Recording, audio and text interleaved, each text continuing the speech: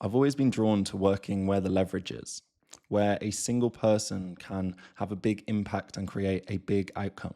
For me, that doesn't mean chasing big funding rounds or the next kind of short term hype. It's about spotting where things are shifting in a way that normal people, working alone or in small teams, can suddenly do more.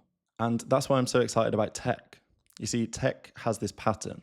It takes something expensive, makes it cheap, and hands it to everyone. Netflix versus the cinema, Spotify versus buying CDs, Zoom versus business flights. Each step pulls more people into the circle of what's possible. AI specifically is doing the same thing, but instead of cheaper entertainment, it's cheaper thinking. Work that used to take a team or hours of your day can now be done in minutes by AI.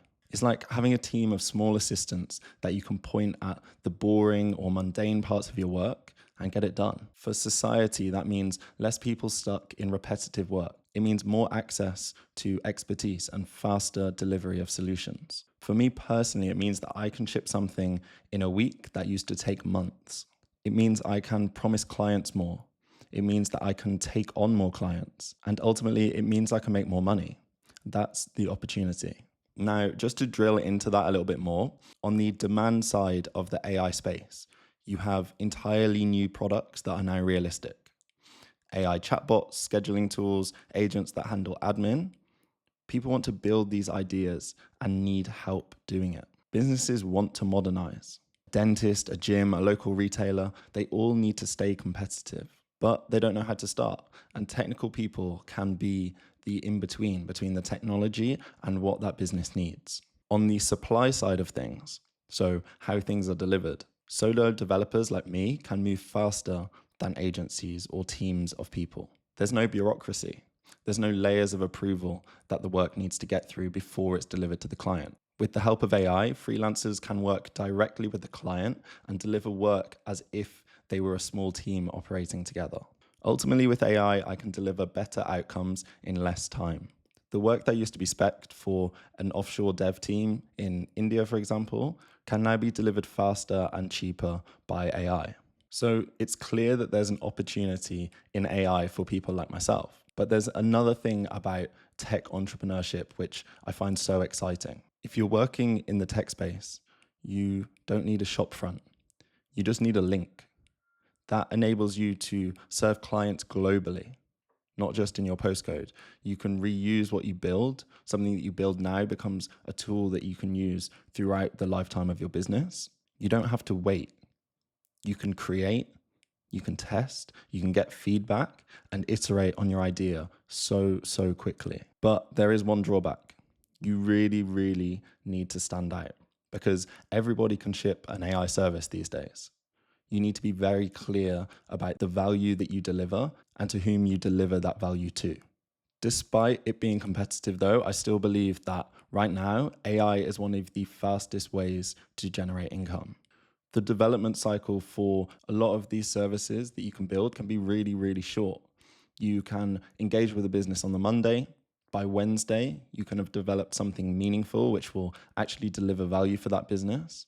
You can show it to them on Thursday and they might be a client by Friday. But the real key thing is that that speed enables you to try multiple offers, multiple approaches to your business very quickly. And there are lots of different paths to building a business in this space. You can build a productized service, a custom automation, or a retainer where you keep their AI systems running. None of these need a huge team, just a willingness to constantly learn, build, and ship. Getting into AI early gives you a few key advantages. You can spot changes before the rest of the world catches up. You can build general AI skills, which will transfer across as the tools that we use change. And you can stack a bunch of assets which display your value. You might build templates, scripts, case studies, clients, and ultimately trust. Each thing that you build leaves something behind which makes the next project easier. There are a few risks to getting into the AI space, and I want to go through them quickly now and how I think about them. So the first one is commoditization. If your pitch is just that I use AI, you're very forgettable. The pitch has to be about outcomes. Do you get that person more customers? Do you reduce the number of no-shows that they get? There's vendor risk. Tools change. The best way of doing something will change. My approach is to keep control of the underlying data so that you're never locked in to one single vendor. Then there's the question of hype.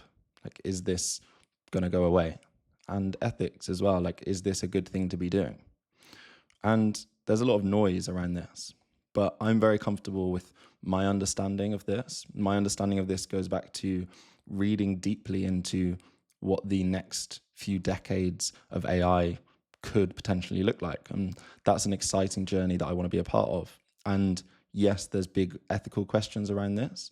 And so I work hard to focus on positive projects that deliver value for the business and the customer that that business serves. And the final risk is becoming obsolete. Things move fast.